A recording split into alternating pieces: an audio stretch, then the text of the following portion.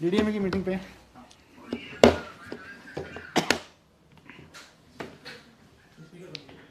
अरे यार रिंकू वो नोट पैड उठा के लाना फटाफट।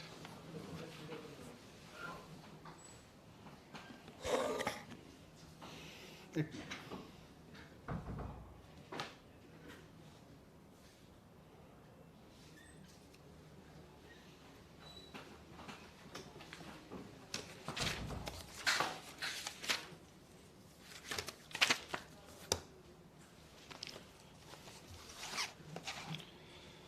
नमस्कार। दिल्ली में और दिल्ली सहित पूरे देश में ओमिक्रॉन जो वायरस है, कोविड का वेरिएंट है, उसका ग्राफ लगातार बढ़ रहा है, उसके केसेस की संख्या लगातार बढ़ रही है। पर अच्छी बात यह है कि इंटरनेशनली जो ट्रेंड अभी तक देखने को मिले, उनसे हमने सबने बहुत कुछ सीखा देश में, और उससे ये भी समझ में आया कि ओमिक्रॉन कैसे बिहेव कर रहा है, उसका कैरेक्टर क्या है। तो इससे नुकसान ज़्यादा नहीं हो रहा, ये वही ट्रेंड शो कर रहा है जैसा ओमिक्रॉन ने दुनिया के और देशों में शो किया है। आज टोटल में देखें तो दिल्ली में इस समय करीब करीब पिछले 8-10 दिन में जो केसेस आए हैं, पॉजिटिव केसेस टोटल इस समय दिल्ली में करीब 11,000 हैं। अब उन 11,000 में से हॉस्पिटल में देखें तो करीब 350 केसेस हैं। उनमें से भी ऑक्सीजन पे देखें तो केवल 124 केस हैं। अब वो 350 में एयरपोर्ट से आए हुए लोग भी हैं, उसमें किसी और वजह से हॉस्पिटल में गए हुए लोग भी हैं, लेकिन अगर ऑक्सीजन पे देखें तो 124 लोग हैं कुल मिला के, और वेंटिलेटर पे देखें तो 7 लोग हैं। तो एक्सपर्ट्स का ये मानना है कि ओमिक्रॉन का अभी तक का जो बिहेवियर है, अभी तक का जो जिन लोगों को ओमिक्रॉन का इन्फेक्शन हो रहा है, उनको बहुत माइल्ड सिम्टम्स हो रहे हैं या नहीं हो रहे हैं और जल्दी ठीक हो जा रहे हैं। लेकिन फिर भी अगर लोगों को कोविड हो रहा है तो खतरा तो है, इसलिए इससे बच के रहना भी ज़रूरी है।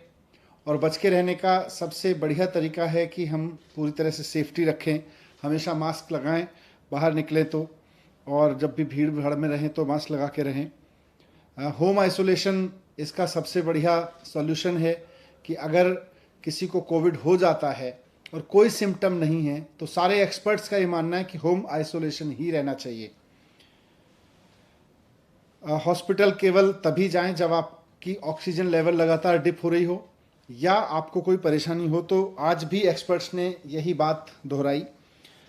लेकिन बढ़ते हुए केसेस को देखते हुए सरकार भी इस बात को लेकर चिंतित है कि ये बहुत तेज़ी से ना फैले।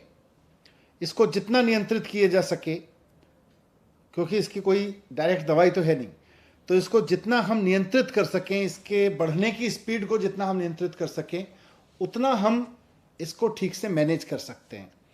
तो इसलिए आज डीडीएमए की बैठक में सरकार ने कुछ फैसले लिए। उसमें सबसे इम्पॉर्टेंट है कि दिल्ली में सैटरडे और संडे को यानी वीकेंड्स पर अब कर्फ्यू रहेगा। तो लोगों से अपील है कि कर्फ्यू के दौरान बाहर ना निकलें। बहुत ज़रूरी होने पर हॉस्पिटल या कोई बहुत एसेंशियल ज़रूरत पर ही बाहर निकलें, लेकिन सैटरडे संडे को कर्फ्यू का पालन करें, घर में रहें, वर्क फ्रॉम होम करें या परिवार के साथ बैठें। दूसरा, केसेस ना बढ़ें, इसलिए ये भी फैसला लिया गया कि जितने भी गवर्नमेंट ऑफिसेज हैं उनमें एसेंशियल सर्विस वाले ऑफिसेज को छोड़कर सबको अभी दफ्तर आने से मना किया जाएगा और केवल ऑनलाइन या वर्क फ्रॉम होम कराया जाएगा। तो government offices work from home mode पे रहेंगे या ऑनलाइन मोड पे रहेंगे। प्राइवेट ऑफिसेज को 50% अलाउ किया जाएगा, वो 50% कैपेसिटी ऑफलाइन रखें और 50% ऑनलाइन या वर्क फ्रॉम होम रखें। एक और समस्या अभी पिछले दिनों में आ रही थी कि जो हमारे बस स्टॉप्स हैं दिल्ली में, लोग क्योंकि किसी न किसी काम से बाहर निकल ही रहे हैं, तो जो बस अड्डे हैं, बस स्टॉप्स हैं, बस स्टैंड हैं छोटे छोटे, और जो मेट्रो के स्टेशंस हैं, वो सुपर स्प्रेडर बनने का खतरा आ रहा था, क्योंकि आधी संख्या कर दी गई थी मेट्रो में कैपेसिटी की और साथ साथ बसेस में भी कैपेसिटी की, वो आधी कर दी गई थी संख्या।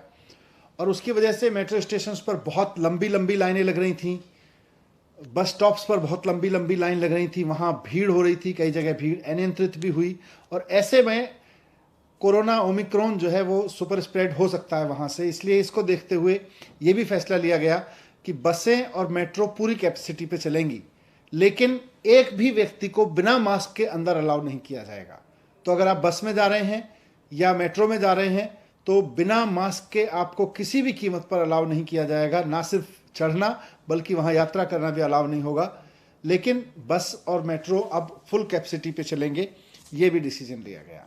एक बार फिर से मैं कहूँगा कि घबराएं नहीं, घबराने की ज़रूरत नहीं है।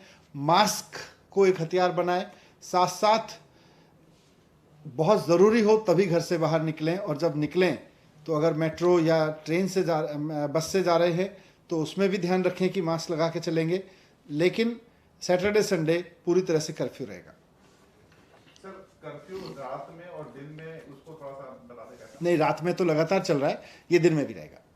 और इसमें एसेंशियल सर्विसेज के लिए किन किन कैटेगरी को आप लोग? एसेंशियल सर्विसेज पहले से अब पिछले 2 साल से लगभग चल रहा है।